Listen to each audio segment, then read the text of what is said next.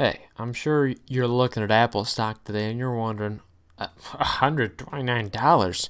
What happened to this thing? All right. Well, simple answer to your question. Simple answer. Apple stock had just split a 4-to-1 split. So we're going to take a look today at how that impacted my positions on both of my portfolios. Definitely something interesting to see. So it's a little bit weird. But the day, obviously, right after the split is the first day, was up nearly 3.5%. So good performance after the split, all things considered.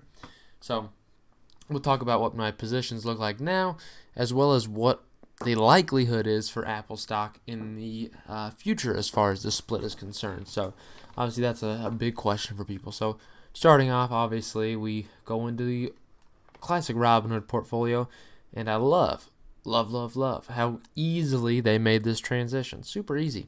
So if I scroll down to my average cost, it actually lowered it, obviously, as it should be, by 1/4. So average cost now being $42.24.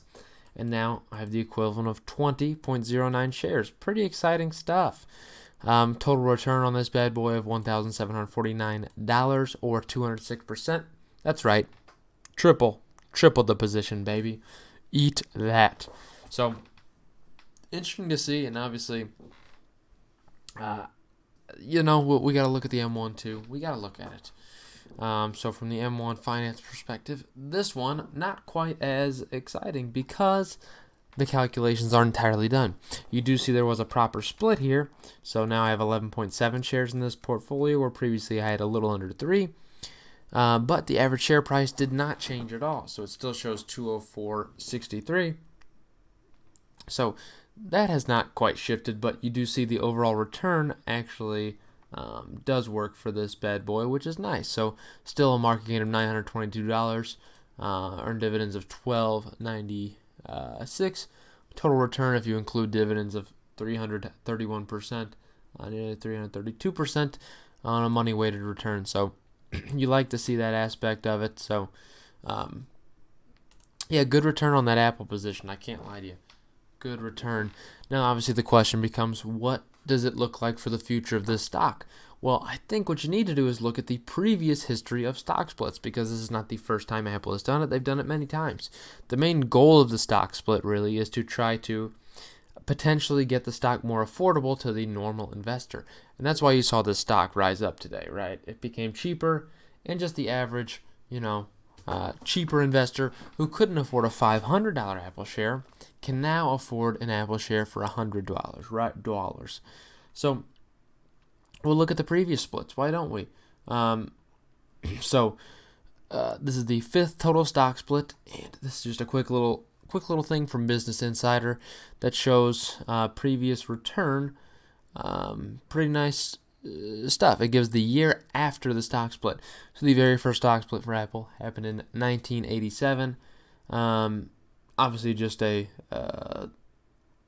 not super exciting year for them, but overall shares returned 9.6%, which outperforms the 9.9% decline that the S&P 500 saw. So it's comparing to the S&P 500, and Apple stock actually outperformed after the split compared to the normal market.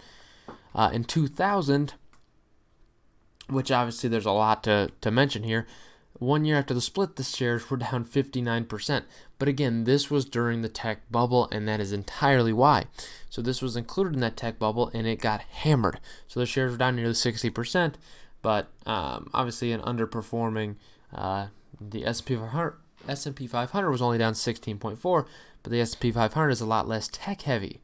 Then obviously Apple, being a tech company, got hammered by the naturally the dot-com bubble. So not a shocker in that aspect. But in 2005, they did a 2-for-1 split as well, again, where shares returned 52.7% after the split, which outperformed the 6.4% return of the S&P 500. Crazy return that year. And then finally in 2014, they had a 7-for-1 stock split. That's crazy, 7-for-1, which resulted in a 36% return versus the S&P 500's 6.6% return. So if you look based off these numbers, I think you're pretty much entirely going to be able to say, I think the shares are still going to outperform. From my perspective, I do think that's a completely valid opinion. I think shares will outperform, but I do have something to mention here. I don't think it's going to be a smooth ride the whole way. I really don't. And I understand that. And one thing you need to do is look at the history of the stock, right? Because you need to check that. It's important to see performance. So if you look, obviously, based off what you see, 1987, the split there, well, not as exciting one there, only up 9%. But obviously, what we want to see is a very good return year. So from 2005 to 2006, we saw obviously a 52% return. But 2005 to 2006, let's take a look there. Let me see exactly when that split happened. Was in February 28th. So we need to look at the interim period, right, to see how the stock's going to perform in the interim period. So February 2005, which we have here, obviously the stock split. And if you compare that through April, the stock was actually down 10%, right? If you look a little bit less far out, as of May, it was down 11.7%. But you see it leveled out towards the end of the year. So towards the end of the year, we started seeing a 30% rise, 80% rise. I mean, crazy stuff. And at one point, over 100% rise.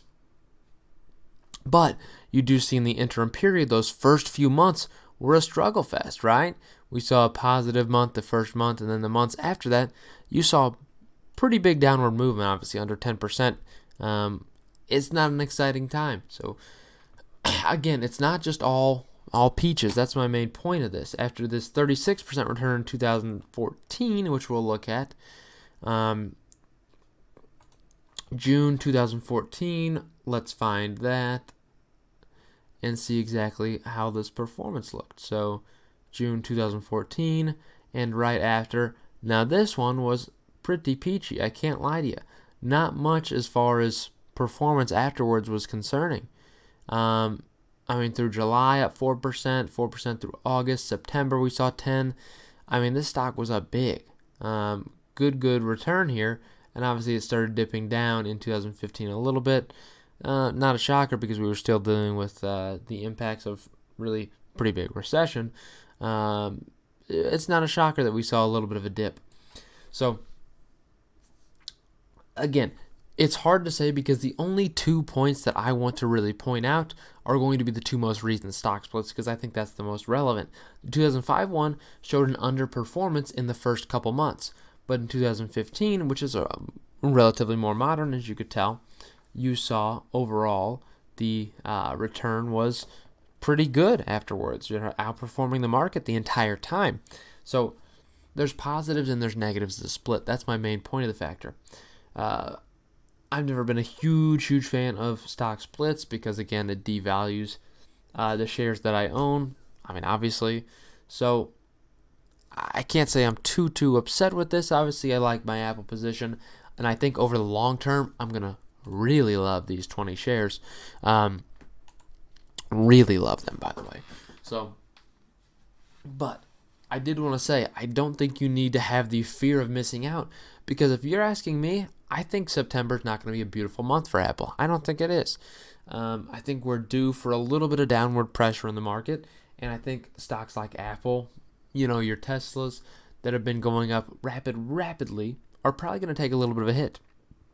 So I don't see much incredible movement for the first couple months after the split. I do think in general for the next year, Apple stock is going to outperform though. And that's entirely the point of what they're doing. Their split gets it more available to the common investor who doesn't necessarily want to spend $500 on an Apple share, the new investor who wants to invest in Apple. And more of them will, and that's what drives the stock price upwards. So, especially in this age, there's so many new investors in this market. Good grief.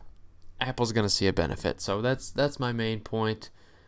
I certainly really hope you enjoy this, and you have a certainly amazing day. Ha ha.